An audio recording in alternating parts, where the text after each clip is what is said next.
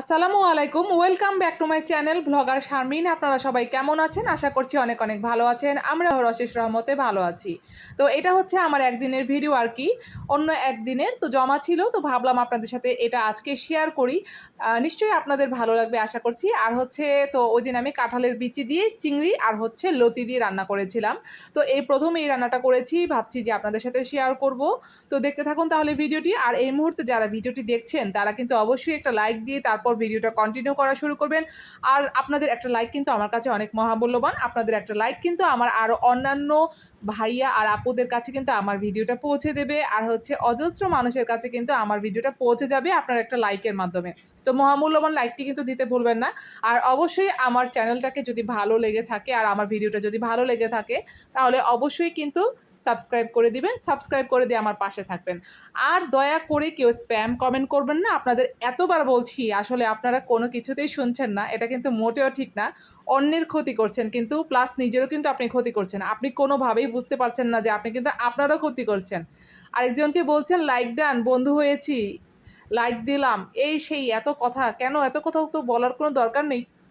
আপনি ছোট করে একটা গঠনমূলক কমেন্ট করেন, আমি বুঝে নিব আপনি বন্ধু হয়েছেন কি না। সেটা তো আমার আসলে দেখার অপশন আছেই, তাতে কোনো সমস্যা নেই, আমি বুঝে নিতে পারবো ইনশাল্লাহ। আর হচ্ছে এখানে আমি কাঁচামরিচটাকে ছেঁচে নেব। তো এই রান্নাটাতে আমি কাঁচামরিচটা ছেঁচে নেব, ভাবলাম যে ছেঁচে নিলে মনে হয় মজা হবে রান্নাটা। কাঁচামরিচটা ছেঁচে নিলে কিন্তু ছুটকিতে যেরকম কাঁচামরিচ বেটে দিলে মজা হয়, তো ভাবলাম যেহেতু লতি আছে এখানে, কাঁচামরিচটা ছেঁচে দেই, ফ্লেভারটা অন্যরকম হবে, অনেক মজা হবে, তাই কাঁচামরিচটা এখন ছেঁচে নিচ্ছি। আর এই তো কাঁচামরিচটা ছেঁচা হয়ে গেলে কিন্তু আসলে রান্নার পর্বতে চলে যাব। তো যাই হোক, গৃহিণীদের একটাই মানে চিন্তা, সকালবেলা উঠে আসলে কি রান্না করতে হবে। আমি তো নাস্তা করার আগেই চিন্তা করতে থাকি যে কি রান্না করা যায়, আসলে কি দিয়ে কী রান্না করা যায়। তারপরে ভাবতে হয় যে পরিবারের ফ্যামিলির সবার মধ্যে আসলে কে খাবে কে খাবে না, এগুলো আসলে ভাবনা চিন্তার একটা বিষয়। তারপর হচ্ছে মানে দেখা যায় যে এক একজনের জন্য এক এক রকম রান্না করতে হয়, এরকমও হয় মাঝে মাঝে। তো সেটা অনেক ঝামেলার কাজ, কিন্তু কিছু করার নেই, যেহেতু খেতে হবে, পেট আছে। তো তখন কিন্তু আসলে মানে যার যার মন মতো পছন্দ মতো কিন্তু রান্নাটা করে নেই বা রান্না করতে হয়। এটা আসলে আমার একার না, সব গৃহিণীরই একই অবস্থা, সব আপুদেরই। তো এখন আমি লতিটাকে কিন্তু ছিলে কেটে নিয়েছি, তারপরে সুন্দর করে ধুয়ে নিলাম, দেখতেই পাচ্ছেন। তো যাই হোক, লতিতে কিন্তু প্রচুর পরিমাণে আয়রন আছে, অনেক উপকারী একটা তরকারি।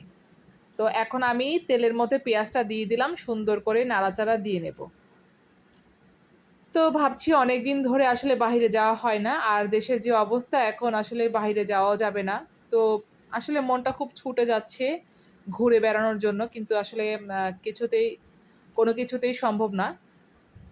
তো আল্লাহ তাআলা সবার সমস্যাটাই ঠিক করে দিক, আর দেশের অবস্থাটাও আল্লাহ তাআলা ঠিক করে দিক, এই দোয়াটাই করি। আর এই তো এখন আমি কিন্তু এখানে মরিচের গুঁড়া, হলুদের গুঁড়া, লবণটা দিয়েছি, তারপরে সুন্দর করে কিন্তু এখন কষিয়ে নিচ্ছি। তো মশলাটা কষানো হয়ে গেলে কিন্তু আমি এর মধ্যে এখন দিয়ে দেব চিংড়ি মাছ। তো দিয়ে দিলাম চিংড়ি মাছ। তো চিংড়ি মাছ দিয়ে এখন কিন্তু সুন্দর করে একটু কষিয়ে নেব। তো কষানো একটু হয়ে গেছে, এখন আমি কাঁঠালের বিচিটা দিয়ে দিলাম। তো কাঁঠালের বিচিটা দেওয়া হয়ে গেছে, এখন আমি এটাকেও একটু সুন্দর করে নাড়াচাড়া দিয়ে মিলিয়ে মিশিয়ে নিব, কষিয়ে নেব। তো কাঁঠালের বিচি যেহেতু একটু শক্ত, এর জন্য আগেই কাঁঠালের বিচিটা দিয়ে দিলাম। তো এটাকে একটু ভালো করে কষিয়ে নিলে দেখা যায় যে রান্নার সময় মানে পানি দেওয়ার পরে কিন্তু সেদ্ধ হতে বেশি একটা সময় লাগবে না। আর এই যে এখন আমি লতিটাকে দিয়ে দিচ্ছি, আধা কেজি লতি ছিল এখানে, কারণ আধা কেজি কিন্তু আমাদের জন্য অনেক, যেহেতু দুজনই খাবো আর ছেলেও খাবে, বড় ছেলে অল্প করে খায় আর কি, বেশি খায় না, কম করে খায়, তারপরেও তো আলহামদুলিল্লাহ যে খাওয়া শিখেছে। তো এখন আমি লতিটাকে দিয়ে দিলাম, এখন আমি সুন্দর করে কিন্তু লতিটাকে নাড়াচাড়া দিব আর সুন্দর করে কষিয়ে নেব ভালো করে। তো রান্নার মধ্যে আসলে যত কষাবো ততই কিন্তু মজা হবে। তো বাসায় কিন্তু অনেক কাজ, আসলে কাজের কোনো শেষ নেই। আসলে দেখা যায় যে প্রতিদিনই কিন্তু টুকটাক টুকটাক করে সব কিছু পরিষ্কার করে নিতে হয়। আর পরিষ্কার না রাখা পর্যন্ত আমার আসলে কোনো কিছুতেই ভালো লাগে না। আমার সবসময় আগে আমার ঘর ভারী একদম ফিটফাট থাকতে হবে, ফিটফাট রাখতে হবে, আমার না হলে একদমই ভালো লাগে না।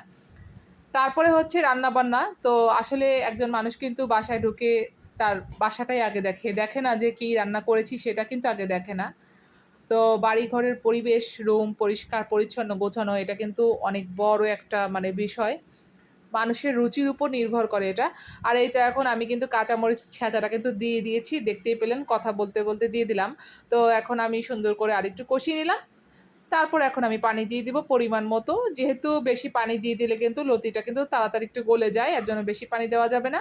খুব বুঝে শুনেই কিন্তু পানিটা দিতে হবে। আবার একটু মানে বুঝেই দিতে হবে, যেহেতু কাঁঠালের বিচি আছে এটাও কিন্তু সেদ্ধ হতে হবে। তো এখন ঢেকে দিলাম। তো ঢাকনা উঠিয়ে একটু তো নাড়াচাড়া দিতে হয় কিছুক্ষণ পরে। তো ঢাকনা উঠিয়ে একটু দেখলাম কী অবস্থা আছে। তারপর এই যে ফাইনাল লুকটা আপনাদেরকে দেখিয়ে দিলাম। পুরো রান্নাটা হয়ে গেছে আমার লতি চিংড়ি দিয়ে কাঁঠালের বিচি। আর এই তো এখন ভাত খেতে বসে গেলাম। আলহামদুলিল্লাহ অনেক মজা হয়েছিল। তো যাই হোক, মনে হয় যে আসলে পেট ভরে ভাত খাওয়া যায় এরকম রান্না করলে। সবসময় কিন্তু আসলে মাছ মানে তারপরে মাংস এগুলো কিন্তু ভালো লাগে না। তো মানে লোকমায় লোকমায় আসলে এরকম লতি কাঁঠালের বিচি খুবই মজা লাগে আসলে। আর এতটা তো আসলে ঝোলের কিছু দরকার নেই এখানে এই রান্নাটাতে। তো আজকে এই পর্যন্তই থাকলো। আল্লাহ হাফেজ।